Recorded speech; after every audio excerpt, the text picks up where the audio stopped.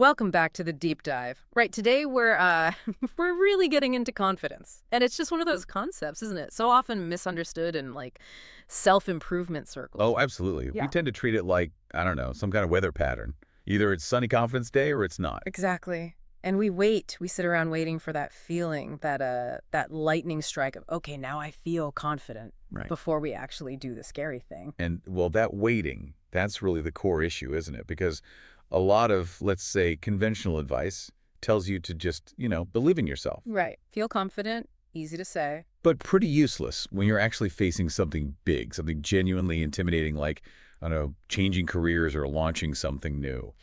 So we dove into the source material you brought, and it really flips this whole idea on its head. It offers a pretty radical reframing. Our mission today, then, is to kind of reset your whole framework for thinking about capability. Because the central idea, the real takeaway is this: confidence isn't something you start with. No, not enough. It's the output. It's the result of taking action, of behaving consistently. It's like the receipt you get after you've done the work. Precisely. The sources really hammer this point. Emotion follows motion. Yeah. You don't feel your way into acting You confidently. act your way into feeling confident. Exactly. You do the thing, maybe scared, maybe uncertain, but you do it. And the evidence from doing it, that's what actually builds the feeling later. Okay, let's unpack that motion bit first, because like you said, it really goes against the grain of a lot of advice. It does. If we're saying action creates the feeling, what does that mean for things aimed only at the feeling, like affirmations? What's the take there? Well, the sources are pretty critical of affirmations in isolation. The main argument is they lack grounding. They lack proof. True. Evidence. Real confidence, the kind that lasts, needs an experiential base. You can tell yourself, I am capable all day long. Uh-huh. But if your brain, your nervous system, has zero actual evidence, zero memories of you being capable in that specific situation, the affirmation just feels hollow. It's like trying to convince yourself you're a great swimmer when you've never actually been in the water. Right. That makes sense. It's that cognitive dissonance thing, isn't it? My mouth says one thing, but my actual life experience screams another. Exactly that. Your brain is like this internal auditor, constantly asking, okay, where's the proof? Show me the receipts. It only really updates its beliefs about you when you give it new, solid data. So just wishing it or saying it isn't enough. Okay, so if affirmations alone aren't the answer, what does build that proof? What are the ingredients the sources point to? They lay out two key things. Both are about behavior, about choices. Okay. First one, and this is, well, non-negotiable according to the material, doing things while scared. Right. Not waiting for the fear to go away. Not at all. Confidence isn't about not feeling fear. It's about acting effectively, even when you feel the fear. It's mastering action, despite the feeling. That's the motion part we talked about, the starting engine. Makes sense. What's the second ingredient? The Right. one that keeps it going? The second one is, it sounds simple, but it's incredibly powerful. Keeping promises to oneself. Keeping promises to yourself. Explain that a bit more. It's about building internal reliability. Self-trust, really, when you decide you're going to do something, even something tiny, Slightly. like getting up when your alarm goes off instead of hitting snooze, or sending that email you've been putting off, or just spending, say, 10 minutes on that difficult report. Little things. Tiny things sometimes. But when you commit to it, and then you actually do it, that registers internally as a win, a piece of evidence.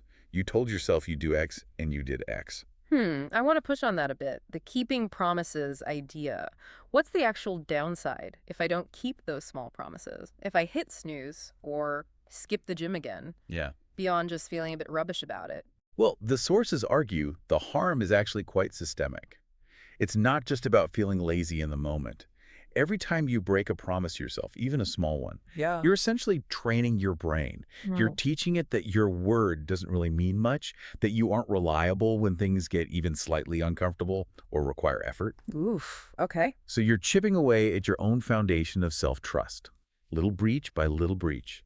And that erosion makes it way, way harder to trust yourself when a big challenge comes along. Wow. Okay, so it's not about impressing others. It's about building a track record with yourself. My brain needs to know I'm good for it, basically. That's a great way to put it, yeah. If you can't trust yourself to, I don't know, put the dishes away like you said you would, why on earth would your brain believe you can handle, say, launching a major project. It's about that internal consistency, that bedrock of self-reliance. Okay, I get that. That's powerful. And that kind of self-trust, built from evidence, is much more robust than just seeking external validation. It's the real deal. Okay, so that leads us straight into the how, the practical side.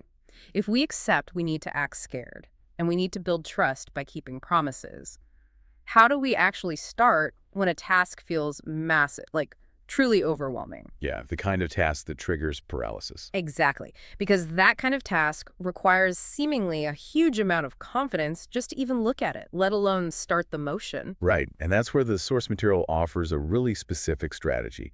It's designed precisely to bypass that overwhelm. The method is breaking things down into what they call tiny tweaks. Tiny tweaks, okay. And this is important. A tiny tweak isn't just a small step. It's smaller than that. It's an action that's almost purely behavioral, so microscopic.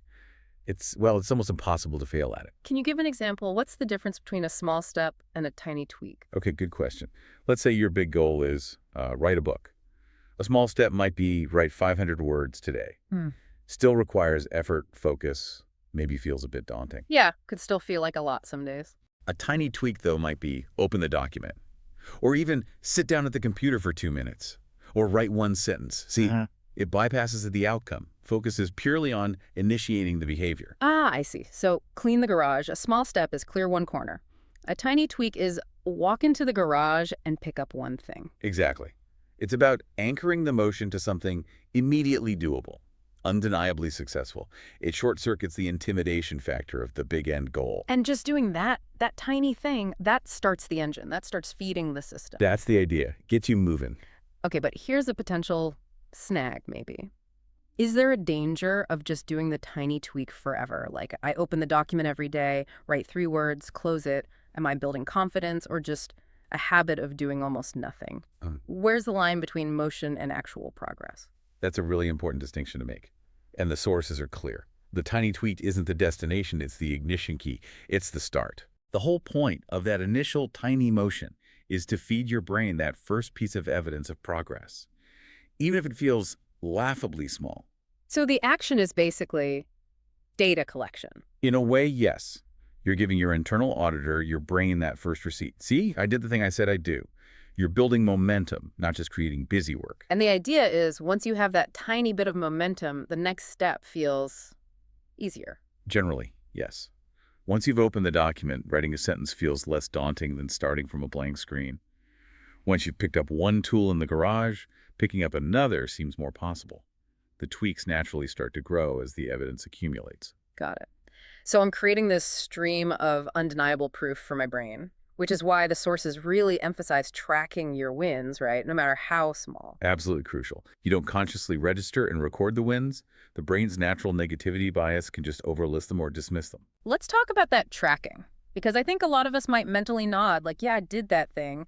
But why does, say, physically writing it down matter so much more? What's the source's take on making that evidence tangible? Well, think about it. Our brains are kind of wired for threat detection. Right.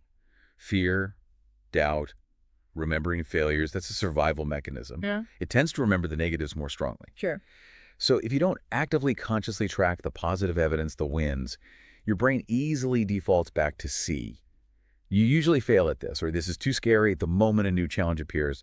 It just doesn't have a readily accessible file of your successes. Okay. Physically documenting it, like in a journal on a whiteboard, even just check marks on a calendar for promises, forces the brain to acknowledge the objective data. It shifts the focus from subjective feelings of doubt to the cold, hard facts of your accomplishments. So I'm building my own personal evidence locker, creating a data set that proves my capability, that I can refer back to when the inevitable doubt creeps in. Exactly. You're inoculating yourself against future fear spirals, using your own past performance. You start trusting the logbook more than the anxiety.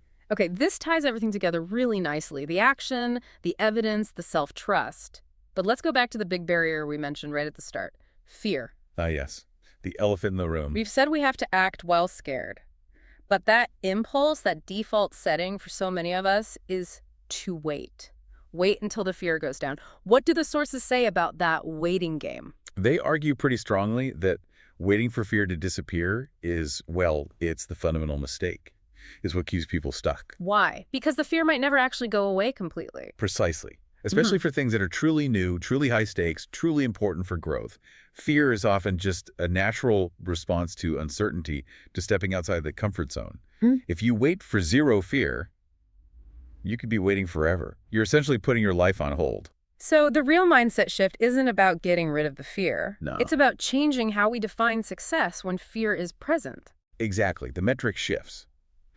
It's no longer, did I feel comfortable doing that? It becomes, did I tolerate the discomfort, the fear, and did I take the action anyway? Wow. Confidence isn't found before the scary action.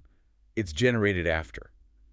It's the feeling you get when you look back and realize, wow, I was terrified, but I did it, and I survived.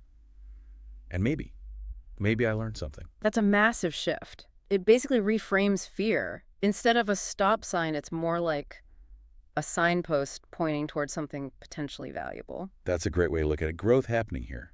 The sources use a really relatable example, actually. Oh, yeah. Think about starting a challenging new job where you have, like, almost none of the required experience on day one. Oh, I know that feeling. Yeah. Total imposter syndrome, right. Pure terror. Exactly.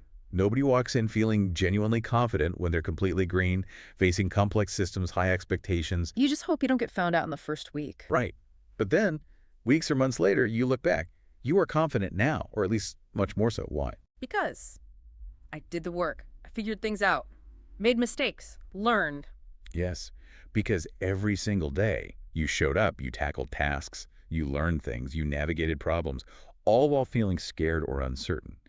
The confidence wasn't a prerequisite for doing the job. The job created the confidence through the action. The fearful action. Precisely. It was generated retroactively by successfully doing the things you were initially afraid of doing. That lands really powerfully. It means if you're feeling the fear, but you're taking the step anyway, no matter how small, you're actually already acting confidently by this definition. You absolutely are. You're engaging with the process. Hmm. And it becomes this positive feedback loop, you see. How so? Tiny tweaks lead to small wins. Small wins provide objective evidence. That evidence builds genuine self-trust. That self-trust makes it easier to tolerate fear next time, Which then allows you to take slightly bigger actions. which generate more evidence, build more trust, and on it goes. You're building the muscle. Okay, so let's pull this all together. Synthesizing the key takeaways from this deep dive. The big one, the core lesson, seems crystal clear. Wow. Confidence isn't step one. It's not the entry ticket. It's the outcome. It's a record of what you've done. Built, not found. Exactly. Built deliberately. You don't wait for the magic feeling. The path seems to be start the motion, however small, keep the promises you make to yourself, and crucially, track the evidence. Gather those receipts. Yeah, all summarized. And before we wrap up, maybe we can leave you, the listener, with something concrete. A way to start generating that first piece of evidence, like right now. Yeah, let's do that. A final thought to chew on. Okay, so thinking about this emphasis on evidence of progress, Mm. here's a little challenge for you today. Find that one thing, that small task you've been putting off. Maybe you're a little anxious about it, maybe just procrastinating. Could be an email, a phone call. Or maybe just organizing the files for that project you need to start. Something small but nagging. Got it. Okay. Now, figure out the absolute smallest possible action you could take towards it. The tiny tweak. Something that takes less than, say, 2 minutes. Almost zero effort required. Like just opening the email draft, or finding the phone number, or creating the main folder. Exactly. Commit only to that tiny tweak, not the whole task, just the tweak. And then do it right now if possible. Remember, the goal isn't completion right now. The goal is evidence. Evidence that you're someone who takes action, someone who follows through. Don't wait for the feeling. Start the motion, the confidence. Well, it'll catch up. Thanks for joining us for this deep dive. We'll see you next time.